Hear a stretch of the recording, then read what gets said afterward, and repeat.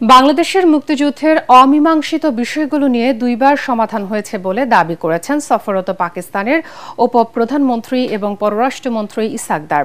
ঢাকা সফরে পররাষ্ট্র উপদেষ্টার সঙ্গে বৈঠক শেষে গণমাধ্যম কর্মীদের তিনি বলেন, অতীত ভুলে কোরআন সুন্নাহর নির্দেশনা অনুযায়ী হৃদয় পরিষ্কার করে দুদেশের নাগরিকদের একসাথে সামনে এগিয়ে যাওয়া উচিত। এ সময় পররাষ্ট্র উপদেষ্টা তৌহিদ হোসেন জানান, অমীমাংসিত বিষয়গুলো সুরাহা নিয়ে ইসহাক দারের দাবির সাথে একমত নয় ঢাকা। দুদেশের মধ্যে এদিন একটি চুক্তি এবং 5টি সমঝোতা স্মারকও সই হয়েছে। এমদাদুল্লাহ বাবু রিপোর্ট। বাংলাদেশের সাথে দীর্ঘদিনের সম্পর্কের অচলাবস্থার বরফ গলানোর লক্ষ্য নিয়ে ঢাকায় পাকিস্তানের উপপ্রধানমন্ত্রী ও পররাষ্ট্রমন্ত্রী ইসহাক দার এবং বাণিজ্যমন্ত্রী জাম কামাল খান রাজধানীর হোটেল ইন্টারকন্টিনেন্টালে বাণিজ্য উপদেষ্টা শেখ বশির উদ্দিনের সাথে পাকিস্তানের বাণিজ্যমন্ত্রী জাম কামাল খানকে সাথে নিয়ে প্রাতরাশ বৈঠক করেন ইসহাক দার। এ সময় ব্যবসা বাণিজ্য নিয়ে আলোচনা করে দুই পক্ষ। দেশটির বাণিজ্যমন্ত্রী জানান, দ্রুত দুই দেশের মধ্যে চালু হচ্ছে সরাসরি flight. The company which will be following up with this route will inshallah soon be finalized within 2 months' time, and we'll be inshallah looking forward in connecting Bangladesh and Pakistan. সেখান থেকে হোটেল সোনারগাঁওয়ে পররাষ্ট্র উপদেষ্টা তৌহিদ হোসেনের সাথে দ্বিপাক্ষিক বৈঠকে মিলিত হন ইসহাক দার। ঘণ্টাব্যাপী চলে দুপক্ষের বৈঠক। এরপর সরকারি পাসপোর্টধারীদের জন্য ভিসা বিলুপ্তকরণ চুক্তি সই করে দুই দেশ।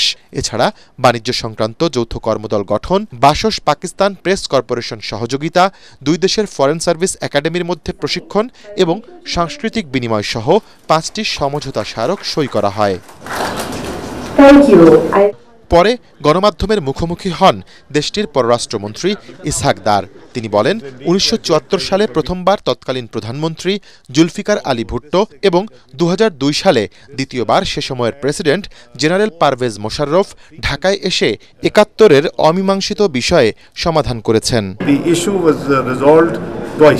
1974 and then early 2000 when General Musharraf visited, and he told the entire nation on behalf of the entire nation of Pakistan to the entire on behalf of Pakistan to entire nation of Bangladesh. So I think now what a religion, whatever Islamic teaching, what the Holy Quran, what the Sunnah of Muhammad sallallahu alaihi wasallam tells us, then you should have cleanest heart and move together, and we are a family.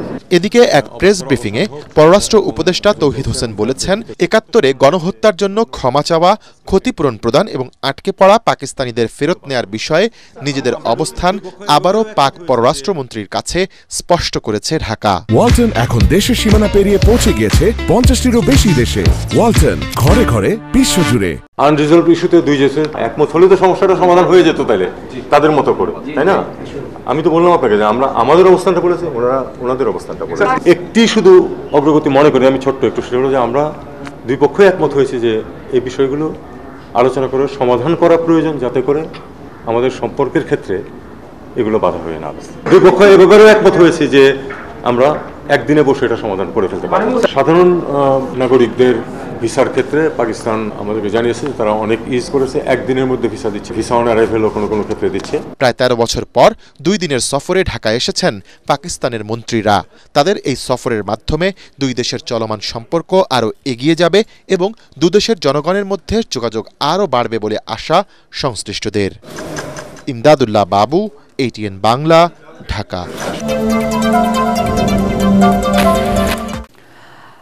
পাকিস্তানের উপপ্রধানমন্ত্রী ইসহাক দার ও BNP chairperson Begum Khaleda জিয়ার বৈঠকে দুদেশের জনগণের পারস্পরিক সম্পর্ক স্বাভাবিক রাখার বিষয়ে আলোচনা হয়েছে বলে জানিয়েছেন দলের স্থায়ী কমিটির সদস্য ডক্টর AZM জাহিদ হোসেন।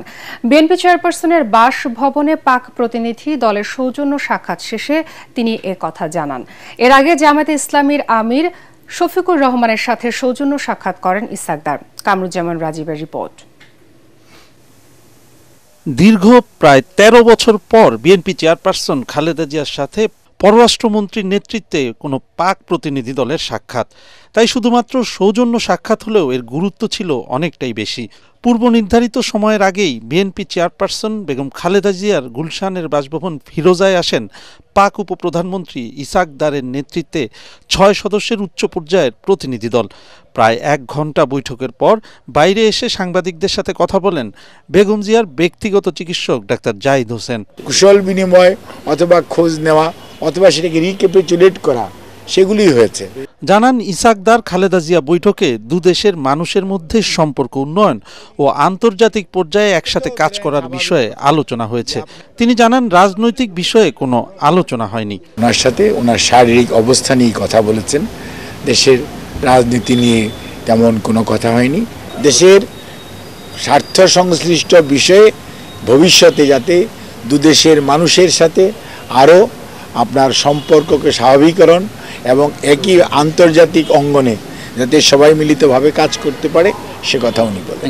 বাংলাদেশ যেতে আগামী দিনে একটি সুন্দর রাজনৈতিক পরিবেশের দিকে এগিয়ে যাচ্ছে সে কথাটি আলোচিত হয়েছে এবং সেটাকে সবাই প্রশংসা করেছে। এর আগে জামায়াত ইসলামের আমির ডাক্তার শফিকুর রহমানের বাসভবনে তার সাথে সৌজন্য সাক্ষাৎ করেন ইসাক দার। পরে দলের নায়েবে আমির আব্দুল্লাহ মোহাম্মদ তাহের জানান বিভিন্ন ক্ষেত্রে দুদেশের সম্পর্ক উন্নয়নের বিষয়ে আলোচনা হয়েছে। বিশ্বব্যাপী শক্তিশালী মুসলিম ঐক্য চায় জামাত। পারস্পরিক স্বার্থ সংশ্লিষ্ট বিষয় আছে, কি কি বিষয়ে আমরা একসাথে কাজ করতে পারি, একটা জয়েন্ট একটা বডি তৈরি হয়ে পসিবিলিটিসগুলো ইনভেস্টমেন্টের ক্ষেত্রগুলো ফাইন্ড আউট করতে পারে এবং সেভাবে আমরা এগিয়ে যেতে পারি। কামরুজ্জামান রাজীব, এটিএন বাংলা, ঢাকা।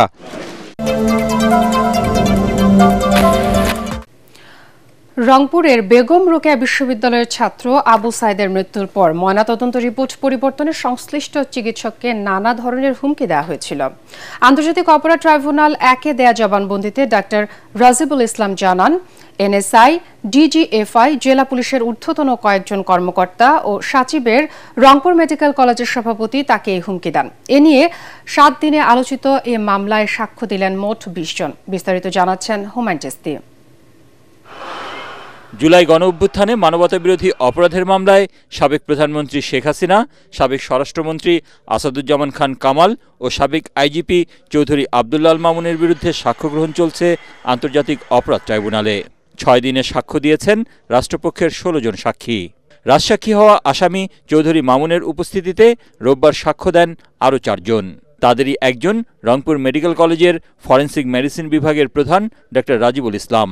তিনি জানান, হুমকির মুখে বেগম রোকেয়া বিশ্ববিদ্যালয়ের ছাত্র আবু সাইদের ময়নাতদন্ত রিপোর্ট 4 বার পরিবর্তন করতে বাধ্য হন তিনি। উনি যখন পুলিশ প্রশাসন এবং সাচিবের চাহিদা মতো রিপোর্ট দিতে চাচ্ছিলেন না, তখন তাকে ভাইস প্রিন্সিপাল মাহফুজ সাহেবের রুমে ডেকে নিয়ে যাওয়া হয়।